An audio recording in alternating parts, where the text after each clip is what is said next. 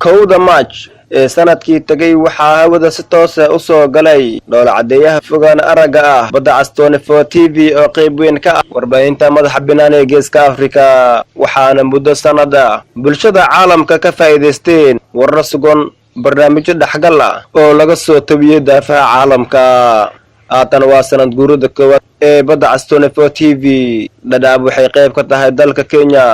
waxaana si weyn loogu soo dhaweeyay warbaahinta sanad jirsatay qaar ka mid ah bulshada waqooyi bari Kenya oo iskugu jiraan bahda wardoonka iyo qaybaha bulshada ayaa qayb ka noqdeen sanad guurida badda cas 24 TV waa idin salaamayna anagoo dhalinyarada xiriyaha qaxootiga ee Dadaab waxaan idinkaga mahadcelinaynaa telefishinka badda cas xadka ay gaarsiiyeen dadaalkooda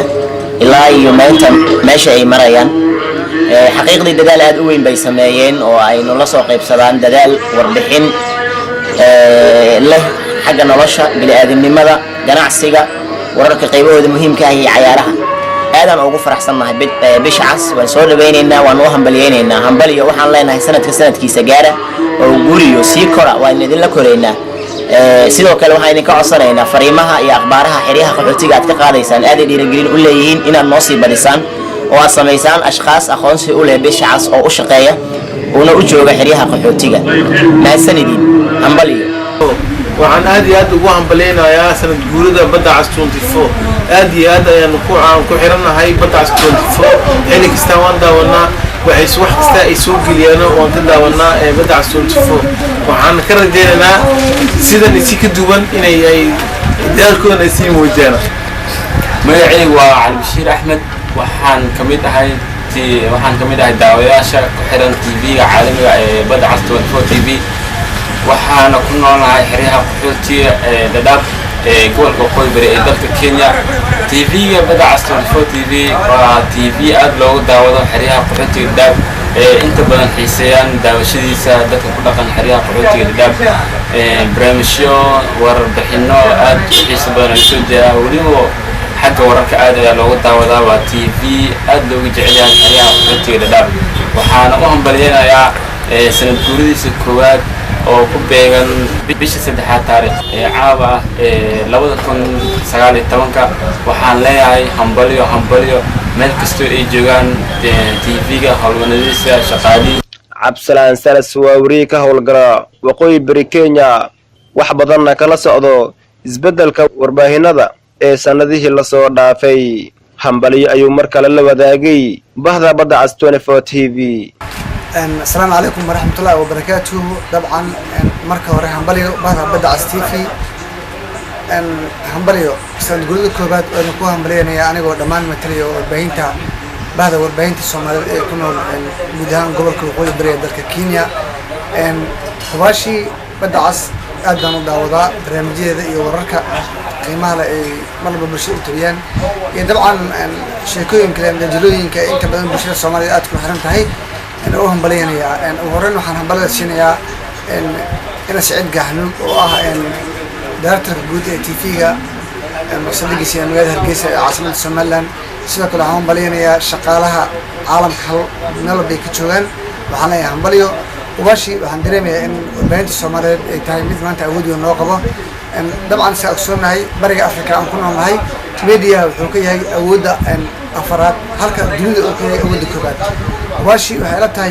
دورك بدأ ستيفي كعياتي اسبدلك ربنته والبهانات حلقان أما قرنيان كل وطنات جيسك أفريقيا كان قاضي إن اللمبر مين كتاجنتهاي وحن سوق البلدان هي شقالها حلقة يدوك جوان إن مرة ما كود داران إن شقادها هرمريان كود داران حبت الدنيا أن ورك يقدم بيجي مركز صعود عي إن اللي هو رجال شعوبتها كل شافك الصومالي يكون الجودان قارده adduunka qaaradaha caalamka in xasan gaafi adigu ah wakiilka xiriyaha Dadaab guud ahaan gobolka waqooyi bari TV-ga badda cas 24 waxaan leeyahay aan ku leeyahay hambaliyo maadaama aad maanta aan si u yeeshay inaad ugu soo booqato mid kamid ah xarumaha aan ka howlgalo sida maalinlaha oo maanta ula wadaagayso ama aan ku soo bandhigayo hambalida aan siinayo bahda warbaahinta badda cas 24 TV wadamayntii waxaan u baliyanayaa guud ahaan شعبك كنا القبل كأوضل gaar ahaan magaalada Boorama oo ah magaalo dabcan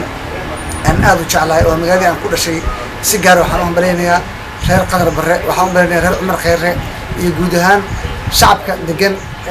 xaafadda aan ka hesho Al-Jawhar. dhanka kale Ustaad Salis ayaa fariin raaciyay caqabadaha bahda wardoonka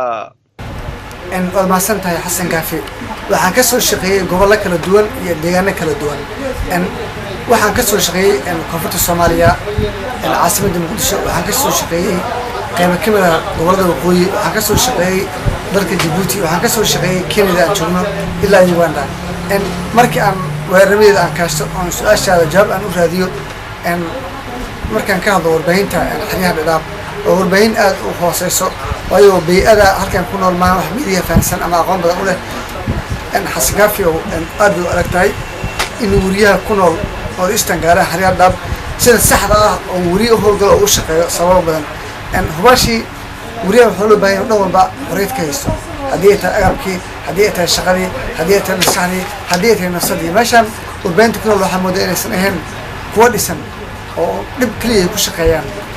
tusaale weyn oo soo qaadan karo waxay tahay haddii maanta looga yeero meel xaladan kaamkan dhadhaab u jirto 5 kilomitir inuu awoodo oo warbixin ka taliyo kuma dhaco waayo waxaa loo baahan yahay inuu yahay sharciga dalka inuu wato inuu aqoonsi muhiim wato